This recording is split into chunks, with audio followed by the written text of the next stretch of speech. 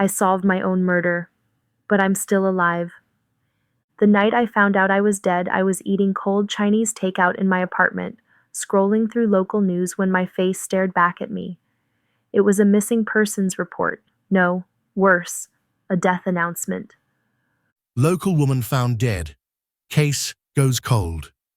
My name, my face, my murder. I almost dropped my phone. The article said I was last seen 3 months ago. My body had been found near an old motel off Route 19. My cause of death was undetermined. My landlord told reporters I hadn't paid rent in months.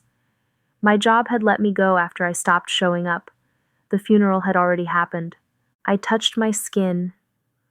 Warm. My pulse? Racing. But the more I read, the colder I felt. I didn't sleep that night.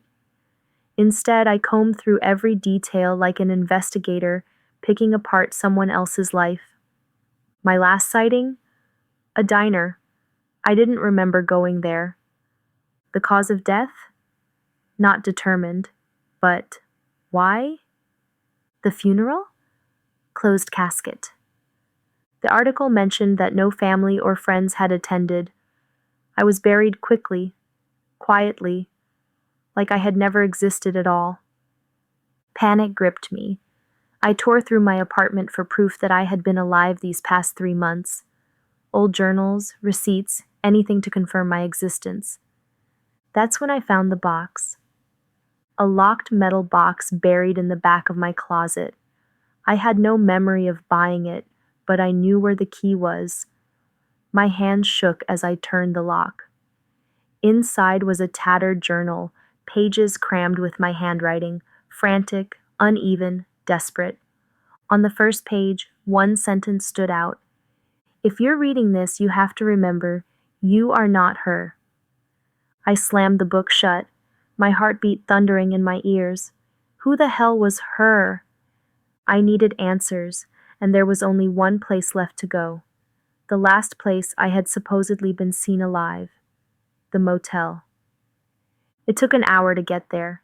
The road stretched ahead, dark and empty, but I couldn't shake the feeling that I wasn't alone. Like something was waiting for me at the end of the drive. The motel was abandoned, its neon sign barely flickering with half-dead letters. OL instead of motel, room 109. I knew before I even checked the report. I had never stayed there, or at least I didn't think I had. The door was unlocked. Inside, dust coated the furniture and the air reeked of mildew and something else, something rotten just beneath the surface. The walls felt too close. The silence felt too thick. And then I saw it. A mirror stood against the far wall, its glass fogged with age. I stepped toward it. My reflection stared back. But something was wrong. She didn't move when I did. I lifted a hand. My reflection stayed still. I blinked. She didn't. And then, slowly, too slowly, she smiled. A sickly, knowing grin. And suddenly, I remembered. The motel, the struggle, cold hands dragging me under, the feeling of drowning, but not in water. The memories came flooding back all at once. I hadn't survived that night. She had. My voice, twisted, warped, slithered from the reflection. You finally made it. The lights flickered violently, the room distorted, reality tearing at the edges.